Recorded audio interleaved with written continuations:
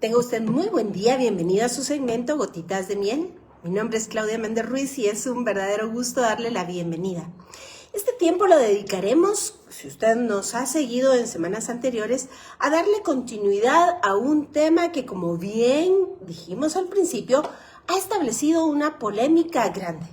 Ha separado religiones, ha separado tendencias de credo y, por supuesto, ha separado corazones. ¿A qué me estoy refiriendo? Pues ni más ni menos que al tema de la Trinidad.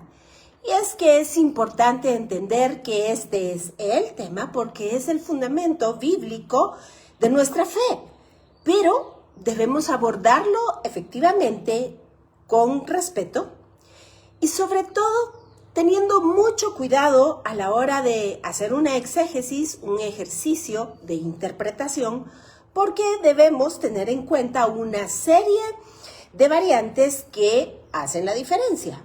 Es así como la semana pasada estuvimos hablando de la cuestión semántica, la cuestión cultural, por supuesto, el asunto filológico, que no es de menos saber cómo las lenguas vivas van cambiando a través de los tiempos y el sentido semántico que cada uno de nosotros adquiere en torno al lenguaje.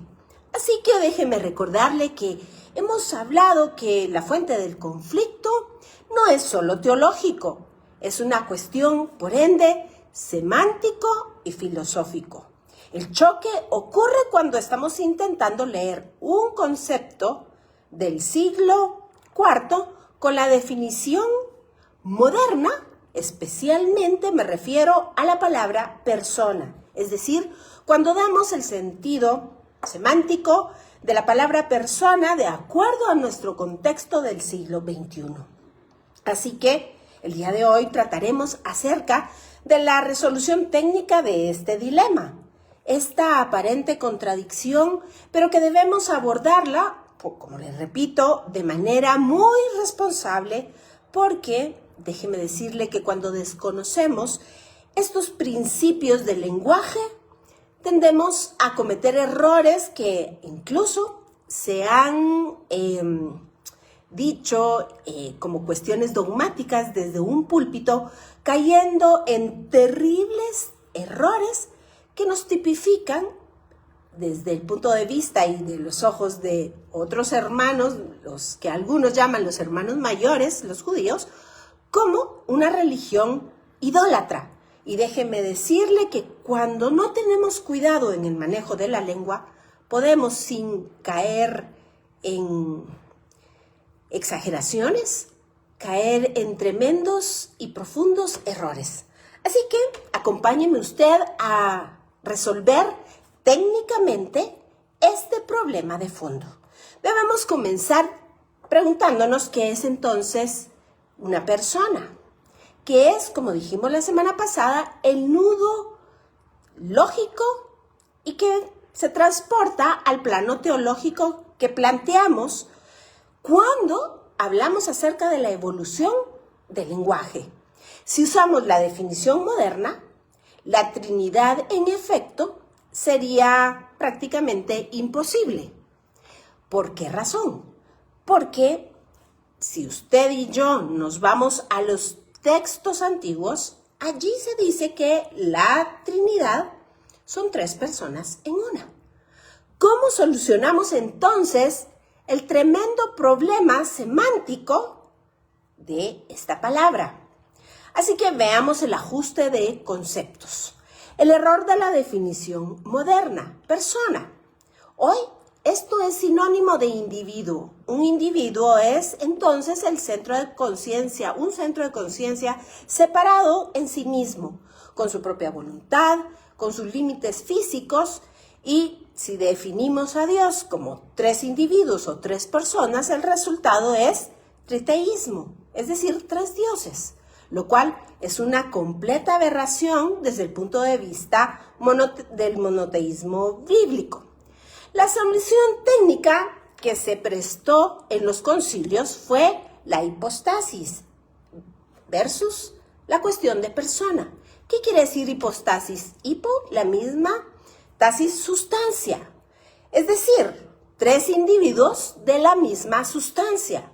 Los teólogos del primer siglo, especialmente los padres de Capadocios, no usaban este término para identificar seres delimitados. Déjeme decirle que en el griego, originalmente la palabra hipostasia significaba sustancia o lo que subyace. Para explicar la cuestión de la Trinidad, dieron entonces este término como una forma de subsistir. Pero es importante reconocer que en el latín la palabra persona proviene, y es aquí donde encontramos parte de esta solución para el entendimiento teológico. Como le decía, si entendemos esta palabra desde el punto de vista del latín, este proviene de las máscaras que los actores en el teatro clásico utilizaban. No implicaba un ser distinto, sino una función o una relación dentro de un mismo drama. Por tanto, la palabra persona es un préstamo del derecho y del teatro romano. Vea usted qué cosa impresionante.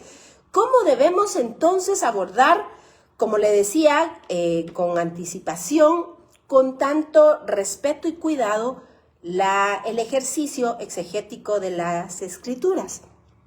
Pues bien, este término fue introducido por Tertuliano en el siglo III para intentar explicarle a los romanos cómo Dios podía ser uno y tres a la vez, sin ser tres dioses. En ese momento esto tenía todo el sentido, pero déjeme decirle que, siendo que los idiomas son vivos y cambian, la situación semántica o la semántica cultural que dicta esta palabra ha variado tremendamente. Así que el problema, podríamos decir, viéndolo desde el punto de vista del latín, es que si bien en latín persona significa máscara de actor o un rol legal, era una metáfora propiamente funcional para la época. Pero con los siglos, el lenguaje evolucionó y la máscara se convirtió en individuos con propia voluntad y propios límites físicos. Así que la clave teológica descansa aquí. En Dios, las personas no son tres partes de un todo, ni individuos separados, sino son relaciones de cualidades subsistentes. Imagínese usted un diamante facetado. Esto es, a lo mejor, uno de los temas ejemplificativos que nos podría servir para abordar de manera figurativa este concepto. Así que el Padre es la cara, o pudiésemos decir, bueno, y déjeme antes, para no adelantarme a mí misma, que cuando hablamos de rostro o cara, desde el punto de vista de la semántica teológica del Antiguo Testamento, estamos hablando de lo que es visible o lo que es revelado. Es decir, Dios muestra su rostro. Es lo que Dios permite que el hombre reconozca, aprenda, le sea revelado de él. De la misma manera, vemos en el libro de Éxodo, cuando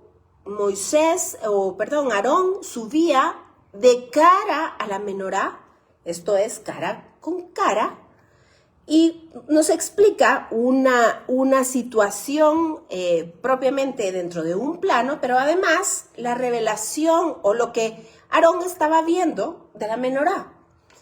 Por tanto, cuando hablamos que el Padre, el Abba Kadosh, es la cara que nosotros pudiésemos decir como Dios absoluto, total, omnipotente, en cuanto al origen, es decir, la fuente de todas las cosas, el Hijo es la cara o la parte revelada de Dios en cuanto a lo expresado o manifiesto para el hombre. Él es el Logos hecho como en forma de hombre.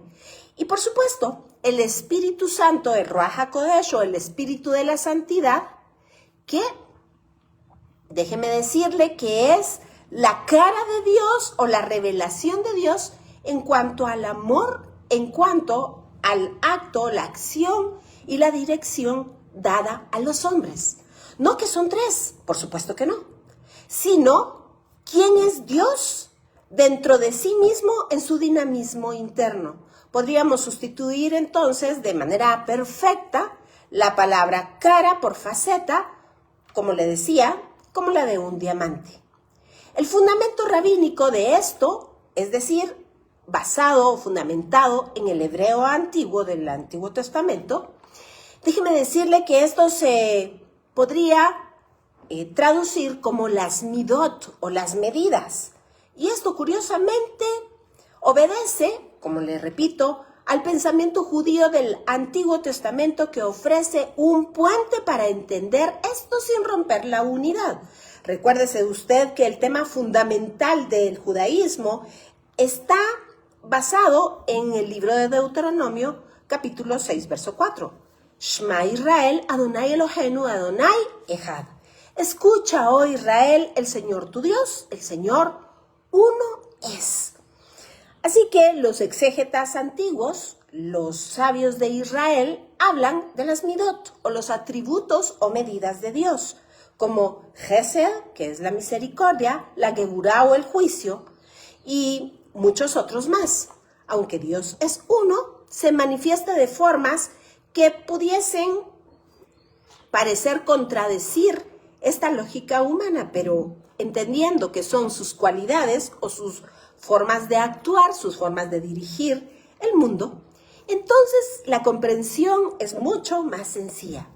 Los textos antiguos, posteriores, por supuesto, al primero y segundo siglo, hablan de 3 tonalidades, y vea qué cosa más emocionante poderlo abordar desde esta perspectiva, porque ellos mencionan, para poder entender estos atributos de Dios, que se parecen a las tonalidades de un mismo color, 3 tonalidades para ser exactos. Pero si nos vamos a los términos de la luz, podríamos decir que son distintas tonalidades. Muchas gracias, mi amada Marina, un abrazo fuerte para ti, mi cariño para ti y toda la familia. Y le decía, retomando nuestra exposición, que podemos hablar de una luz con distintas frecuencias de onda. Es decir, podríamos decir una sola luz y 3 tonalidades. El problema semántico surge entonces cuando el cristianismo intenta congelar esas manifestaciones en el concepto griego de persona, que evidentemente surgió posteriormente. La diferencia entre ser y persona es fundamental de entender para resolver cualquier contradicción, y la teología, déjeme decirle, que distingue la naturaleza, que es sinónimo de sustancia. Esto quiere decir quién es o qué es. Y hay un solo qué, una sola esencia divina, una sola voluntad, una sola omnipotencia, una sola omnipresencia. Pero, por el contrario, ¿qué o quién es la palabra persona? Hay 3 quiénes, limitados en sí mismo, que poseen una única naturaleza, que comparten una única esencia simultáneamente. En definitiva, debemos de irnos al veredicto histórico crítico. La contradicción que señalamos es una cuestión real, pero si utilizamos la lógica de 1 más 1 más 1, que es igual a 3, queda en evidencia que es contraria a la Biblia. Pero el concepto de Trinidad intenta proponer entonces una lógica de 1 por 1 es igual a 1. Esta es una matemática de relaciones. El problema persiste porque el lenguaje humano está diseñado ni más ni menos que para describir cosas creadas y limitadas, seres delimitados, y colapsa definitivamente cuando intenta describir las estructuras internas de lo infinito, de lo etéreo, de lo espiritual. Déjeme decirle que esta es la razón por la que cuando hacemos ejercicios exegéticos, es decir, de interpretación de la Biblia, cuando intentamos traducir del hebreo a cualquier otro idioma, cualquiera que exista o haya existido sobre la faz de la tierra, es prácticamente imposible. Porque ningún idioma que no sea el hebreo, entre paréntesis, que es el idioma de Dios, puede o tiene esta diversidad de riqueza, siendo que cada palabra tiene una multitud de conceptos dentro de sí misma. Por tanto, les repito, el problema persiste porque el lenguaje humano está diseñado para describir cosas finitas, cosas creadas, limitadas, seres limitados, mientras que cuando nos enfrentamos a verdades eternas y etéreas, cualquier idioma sucumbe. Por tanto, el problema teológico debe ser erradicar el concepto actual de persona utilizado de la manera que lo utilizamos en el cristianismo, es decir, con la semántica intelectual moderna. Porque hemos visto que claramente el concepto de persona, si usted va y lo busca en el diccionario, nos habla de entes individuales en sí mismos. Y debemos de sustituir entonces estos conceptos por atributos de Dios, es decir, formas de manifestación del Dios eterno o formas de presencia divina, formas de la revelación misma de Dios. No podemos concebir tres personas cuando una frente a la otra, como seres independientes, sería llamado idolatría. Déjeme saludar, por favor, a mi estimada Anita Dubón. Muchas gracias por estar aquí, Anita, y a cada uno de ustedes que poco a poco se suman y a quienes nos verán en diferido. Así que continuamos. Y debemos decir y ser enfáticos que Jesús es Dios y fuera de Él no hay otro. Dios es uno. ¿Por qué lo dice Deuteronomio? Escucha, oh Israel, el Señor tu Dios, el Señor uno es. Así que vamos facilitando la comprensión. Y como le decía, nos tildan de un politeísmo encubierto cuando el lenguaje eclesiástico se ha quedado atrapado en esos conceptos que ni siquiera los mismos cristianos sabemos manejar. Por eso es tan importante hacer estudios de la lingüística, hacer estudios de la semántica de la Biblia. Para cerrar esta síntesis con rigor y potencia, debemos decir que este desglose debe de terminar con una sustitución, como hemos dicho, de términos que no solamente es útil, sino que además es necesaria para rescatar la veracidad o el entendimiento, debiese decir, y la interpretación de la cristiandad. Esa veracidad bíblica que déjeme decirle que está en tanto escrutinio gracias a nuestra poca solvencia para poder resolver estos dilemas que son fundamentales en nuestro entendimiento y en nuestra concepción del único y verdadero Dios. Así que déjeme recordar que cuando hablamos o cuando pasamos del individuo y lo entendemos, hablando, claro está, de Dios, y hacemos este juego lingüístico que obedece a una semántica y lo trasladamos o lo transportamos al entendimiento del rostro, la restauración del monoteísmo es evidente. Dios con muchos rostros, es decir, Dios con muchas revelaciones de sí mismo, Dios con muchas revelaciones de su propio carácter. Así que, si queremos resolver la incongruencia semántica, debemos de proponer este cambio fundamentado en fuentes primarias. Primero, el retorno a la comprensión hebrea de las palabras. El uso correcto de la palabra en este caso tendría que ser panim. Esta usted lo encuentra por supuesto, en el diccionario Strong. Y de acuerdo al pensamiento bíblico, rostro no es entonces una máscara que oculta, sino una exposición total de Dios en un sentido tal que Él quiere revelarse a su pueblo. En el pensamiento bíblico, por tanto, rostro, repito, no se refiere a la cara, sino va un término adelante, se refiere a lo revelado por. Dios tiene, digámoslo de alguna manera y por ponerlo coloquialmente, muy figurativo. Dios no tiene partes, pero ejerce funciones. Cuando Dios se revela como Padre, es Dios en su dirección de origen. Cuando se revela como Hijo, es Dios en su dirección de mensaje, del logos o de la palabra hecha como en forma de hombre. Esto elimina, por tanto, la idea de seres delimitados y establece la idea de movimientos internos, de una sustancia, una única sustancia que se revela de distintas maneras de acuerdo a tal sea su voluntad para cierto momento o cierta situación. Este es un único ser, un único Dios, uno solo.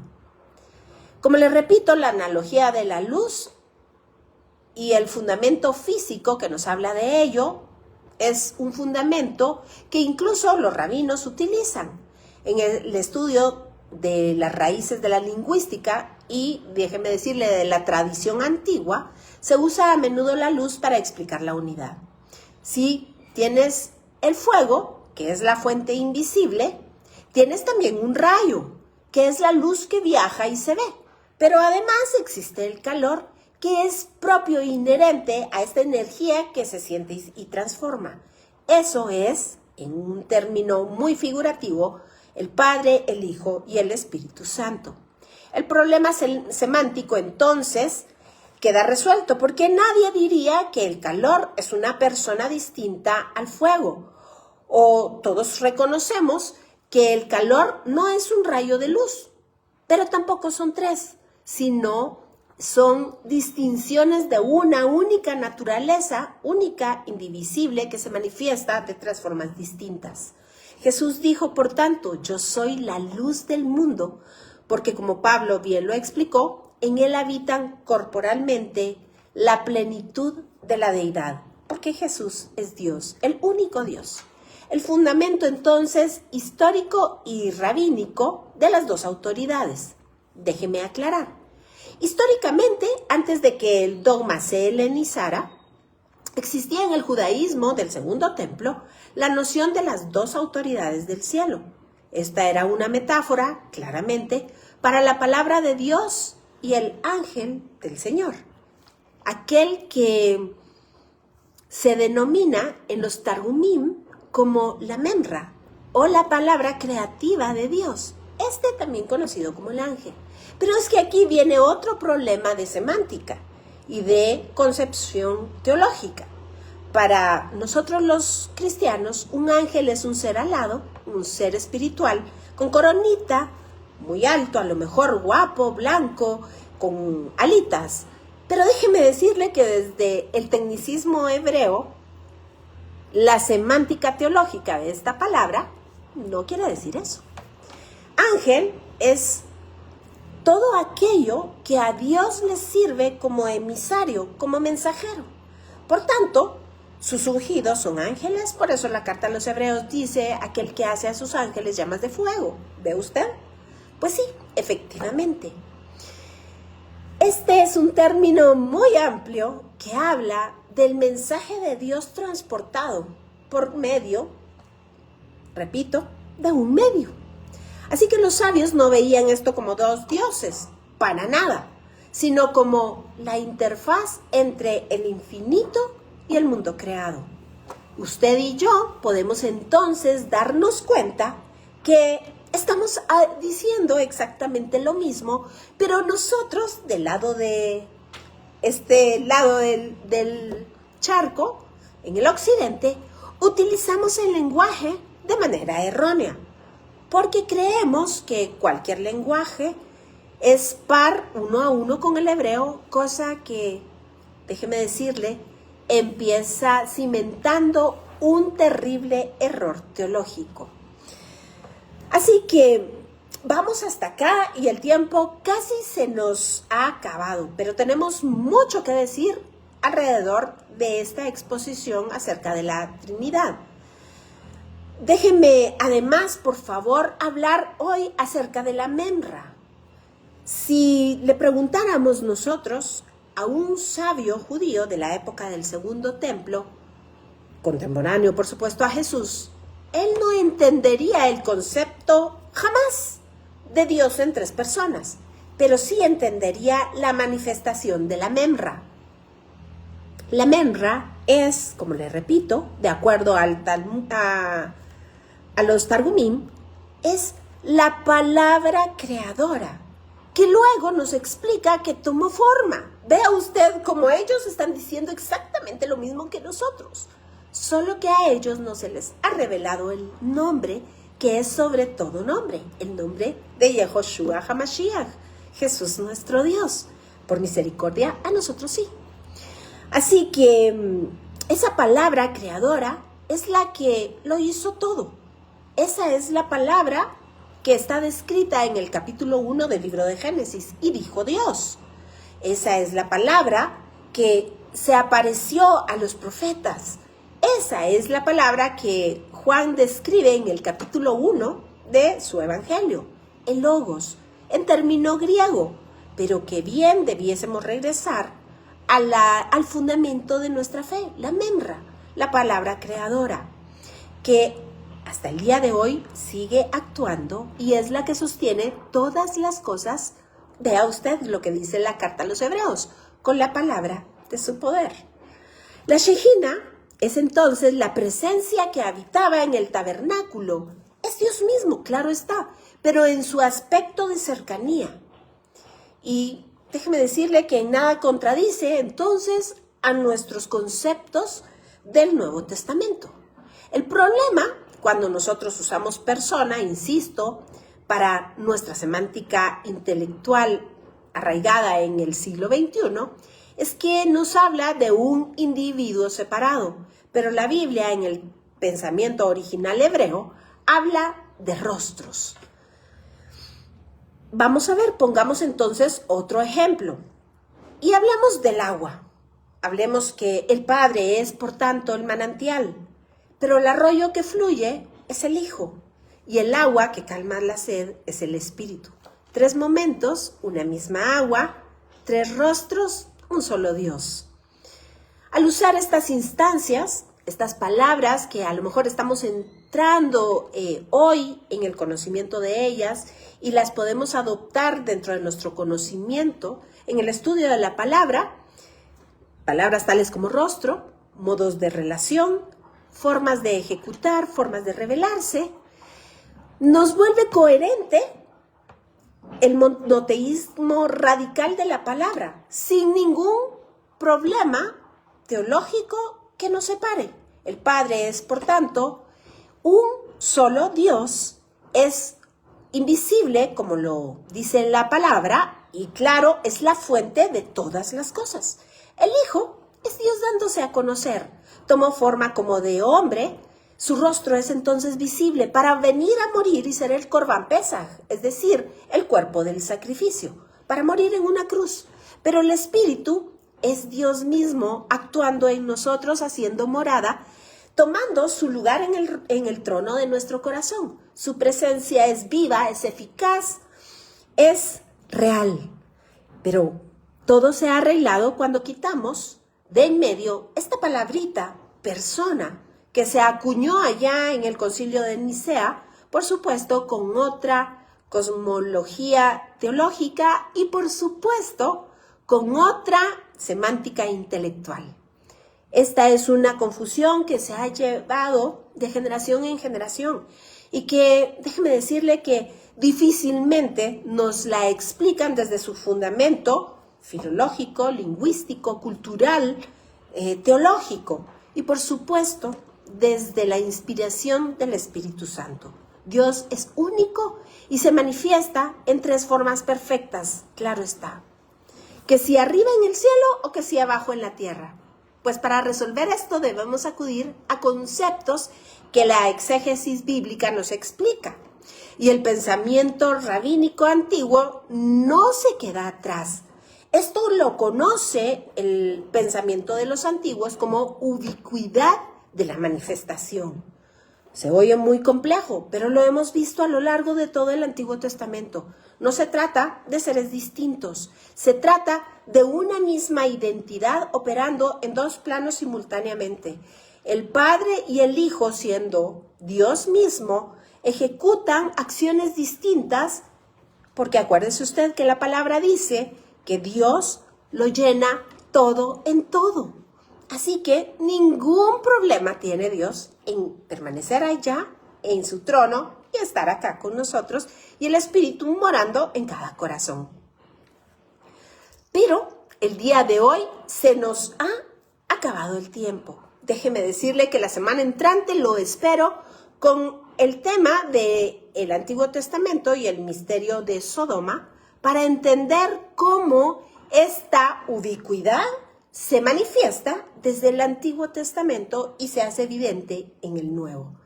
Así que muchísimas gracias por acompañarnos en cada transmisión. Gracias por sus comentarios. Les agradezco a quienes durante la semana nos acompañan en también las publicaciones de Gotitas de Miel por escrito.